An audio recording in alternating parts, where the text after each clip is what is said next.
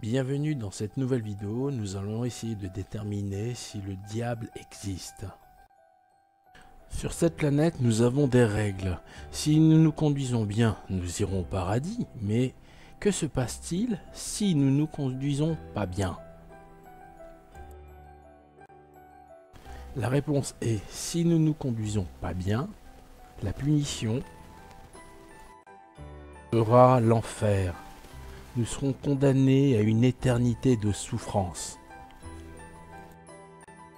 Ce maître de l'enfer possède plusieurs noms. On peut l'appeler Satan, Lucifer, Azazel et bien évidemment il en a d'autres, mais ceux-là sont les plus connus. Sa mission en tant que maître de l'enfer est de punir les pécheurs, mais il a aussi mission de trouver parmi les hommes des âmes à corrompre. Nous allons maintenant aborder la vraie question. Quelle est l'origine de cet être démoniaque?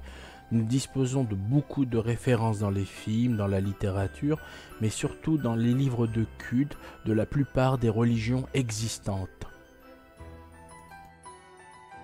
Le message, quelle que soit la religion, est si vous avez bien agi, vous aurez la carotte. Si vous avez mal agi, si c'est le contraire, vous aurez le bâton.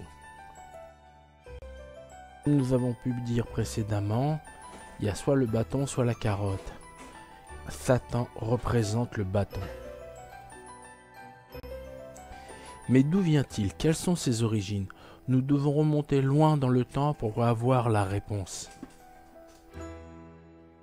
La première référence connue concernant Satan vient du livre de Job. Le livre de Job a été écrit entre le 4e siècle et le 6e siècle avant J.C. Là, je vais vous citer un passage de ce livre. Le jour où les fils de Dieu, entre parenthèses anges, se rendaient à l'audience du Seigneur, entre parenthèses Dieu, Satan, lui, vint aussi parmi eux. Dieu lui dit, « D'où viens-tu, Satan ?» Satan répondit, « De parcourir la terre et d'y rôder. » Repris, as-tu remarqué mon serviteur Job? Il n'a pas son pareil sur la terre. C'est un homme intègre et droit, qui craint Dieu et s'écarte du mal. Satan riposta, est-ce pour rien que Job craint Dieu? Le récit de Job ne se base sur aucune référence historique.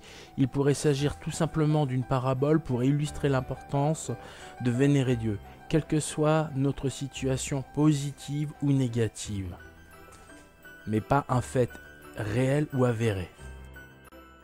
Dans le livre de Job, nous avons l'exemple d'un être surnaturel, je parle de Satan, influençant Dieu dans ses décisions. Gardons cette image de Satan qui influence l'esprit des personnes en sa présence. Cette image de Satan qui influence les esprits, qui essaye de corrompre les âmes, c'est cette image que nous connaissons aujourd'hui. La description la plus connue de Satan, c'est un être qui a des cornes, des pieds identiques à des pieds de bouc, et son instrument de travail est la fourche. L'apparence de Satan que je viens de décrire vient de références trouvées dans la Bible, pendant la traversée du désert du peuple hébreu il y a 3500 ans.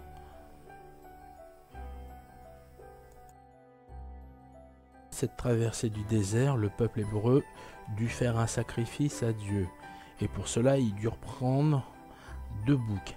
L'un devant être sacrifié à Dieu dans le temple. On réserva un traitement différent pour le second animal. Le prêtre apposa ses mains sur les cornes de ce bouc et transféra l'énergie négative du peuple juif. Toutes les fautes du peuple juif, il les mit sur la tête de ce bouc. Et ce bouc fut chassé dans le désert, il fut chassé vers Azazel.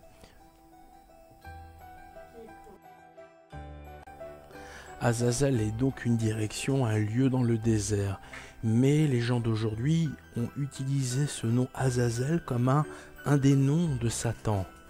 Donc on reste toujours sur l'image d'un animal chargé d'une énergie négative, avec des cornes, des pieds de bouc. Une autre façon de reconnaître le diable, il a comme instrument une fourche.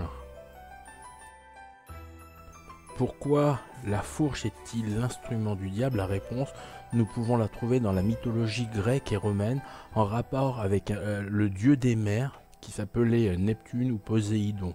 C'est la même personne. Et ce dieu était équipé d'une fourche. Au début de la chrétienté, l'Église de Rome voulut démoniser tous les symboles appartenant à la mythologie romaine comme la fourche de Poséidon pour enfin en faire l'instrument du diable. L'Empire romain a connu un effondrement. Après les événements de Jésus, qui se sont passés donc à peu près 200 à 300 ans auparavant, il s'est passé une guerre à Rome entre les Romains partisans de la chrétienté et les Romains partisans de la mythologie romaine. Et une guerre de religion a eu lieu. Ce fut finalement un empereur romain qui décida de rendre le culte de Jésus culte national et mit fin ainsi à une guerre entre les gens d'un même peuple. À partir de là, eurent lieu des réunions entre responsables de la chrétienté. On appelait ces moments-là des conciles, où ces gens-là devaient déterminer quels étaient les instruments de cette nouvelle religion, la chrétienté, déterminer quels étaient les symboles représentant le malin ou les choses positives, et a été déterminé que c'est à ce moment-là que la fourche est devenue l'instrument de Satan, du diable. Il nous reste aujourd'hui de ces rencontres entre responsables dans ces conciles. C'est cette forme de représentation qu'on connaît aujourd'hui qui s'appelle le Vatican, avec ses responsables comme le pape, comme ses cardinaux, ses prêtres, etc. Mais il ne faut pas oublier que la religion chrétienne vient à la base de Rome. Nous allons maintenant remonter encore plus dans le passé, à l'époque de l'Égypte antique, où les Égyptiens avaient de nombreux dieux. L'un d'entre eux se prénommait Seth. Seth était le dieu à tête d'animal. Plus tard, un autre peuple a voulu lui consacrer un culte et va le nommer autrement que Seth. Il va l'appeler Baal Zébout.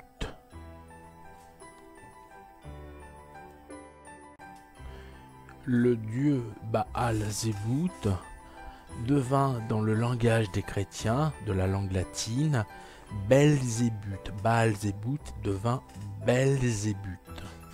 Ce nom vous est déjà un peu plus familier.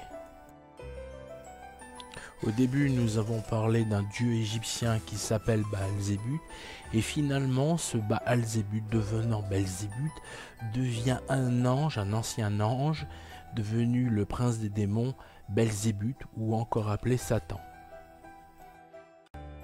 Pour revenir à la question de cette vidéo, la question du départ qui était « Satan existe-t-il » Nous parlons de ce Satan, cet être surnaturel que Dieu a mis dans un lieu qui s'appelle l'enfer pour punir les pécheurs et corrompre les esprits des êtres les plus faibles. Mais finalement, lorsque nous remontons dans le temps, nous nous rendons compte que Satan est simplement un mélange de plusieurs cultures différentes, de plusieurs cultes différents, à des moments différents, des époques différentes, pour en faire l'image que nous connaissons aujourd'hui de Satan, qui s'appelle aussi, donc, comme on avait vu, Lucifer, Azazel, Belzébuth. Merci de vous abonner à ma chaîne. Bientôt de nouvelles vidéos.